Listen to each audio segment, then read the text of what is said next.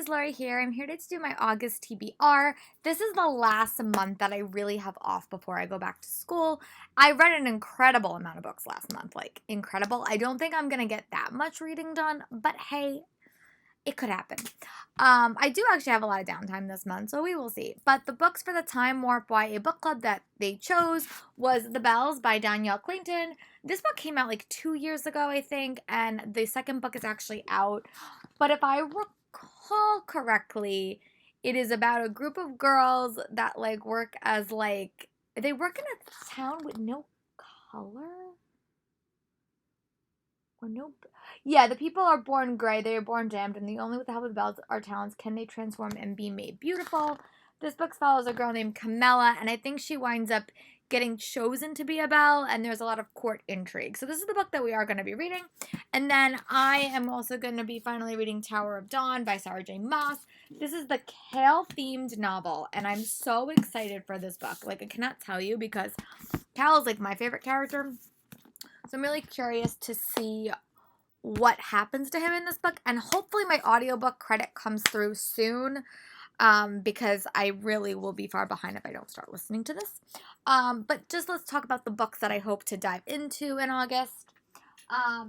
Keeper of the Lost Cities Everblaze is one that I'm dying to read. I really loved the first 2 books in the series, and I want to read these books as close to back as I can. So this will be one that I definitely hope to read this month. And I am definitely going to tackle Starless Sea by Erin Morgenstern. I know nothing about this book. I know it has to do with a library, and I know it has to do with a character that finds his story in a book that he finds in the library. So I know this is so many people's highly anticipated book, and I'm really hopeful that I enjoy it. And if I love it as much as I'm loving it right now, I'll probably go get The Night Circus out of my shed and go read that next. And then I will toss this in. I will talk about this in my August tea wrap-up, but I did wind up finishing Ninth House by Leigh Bardugo. So go check out my reading vlog if you want my more immediate thoughts, but I will talk about it in my August wrap-up.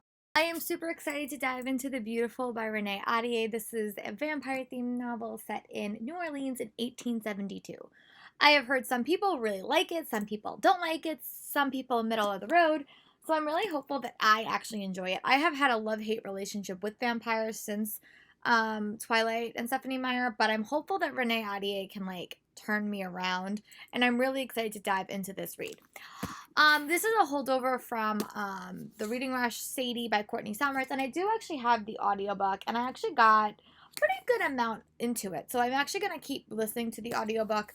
And I just hope that I have enough time because this book sounds really cool and I'm really enjoying the concept. And it's structured really cool. It has a podcast element. It's about this girl named Sadie.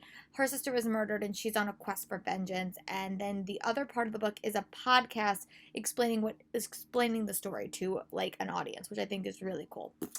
I also hope to dive into Serpent and Dove by Chevy Matherhorn, and this is a witch-themed novel, and a witch has to marry a witch hunter. Oh my goodness. And I met her when I was at Epic Reads Day. She seems so incredibly awesome, so I really hope that I enjoy this book. Another sequel that I hope to tackle and another arc is Camelot's Geeks and the Holy Grail. This is the sequel to the Camelot Hope Once and Future Geek.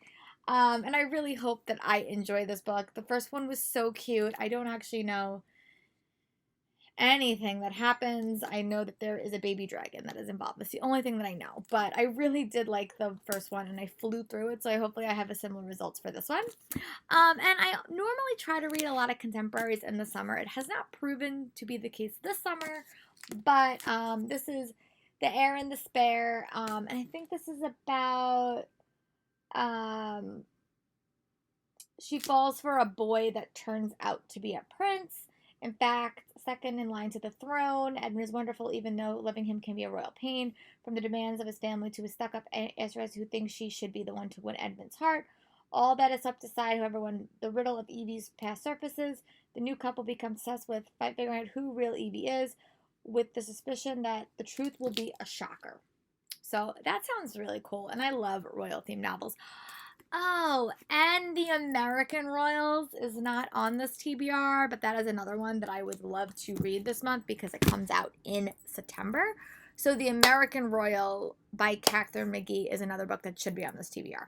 If you wind up going to get it. So The American Royals by Catherine McGee. The power, the drama, the intrigue, the crown. What if America had a royal family?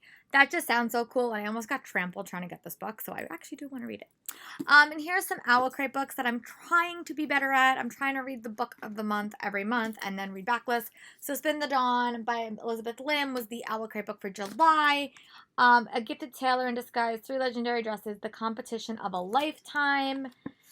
Heard it sounds, I've heard actually really good things, and I love the representation of it, so hopefully I like it. I was also on a author chat with Jessica Pennington, and she talked about The Impossibility of Us by Katie Upton, and I've heard really good things about her, and I got this book like a while ago. And I know it's about Elise. She wants to start over. Her brother died in Afghanistan, but when she meets a boy during a beachside walk, they realize that their lives are a little bit more complicated than they thought, and I'm sure love happens eventually. And another backlist I will create is We Hunt the Flame by Hazel Faisal, and this is a book, I think it has to do with they're hunting for an artifact. I think that's the basic premise of it. I'm sure there's a lot more, but I've heard very good things about it. And that's I'm gonna get one more stack of books. I'll be right back. Has been returned 3 different times, and it's not actually from my library. So I really, really want to read The Antidote by Shelley Sackler. And this is another fantasy novel that I've had on my eye for a while, and I just never get around to reading it, but I do need to read it this month so I can actually return it to the library. And then I really would like to read the Modern Fairy Tale series by Holly Black before November. My goal is to read one a month, and if when I wind up going back to school, I can't carry this monstrosity, I do have the individual books, or I can get the audiobook for it, but I did like this cover. That's why I bought it. I've heard a little bit of mixed things about this series from people that are reading it before me, but I really do like Holly Black's writing, and I liked her other book series as well. I loved her White Cat series, so hopefully I do like this. I'm a little bit cautious going in. So those are all the books that I hope to read this month. I haven't really picked out my audiobooks yet, but I will be doing that.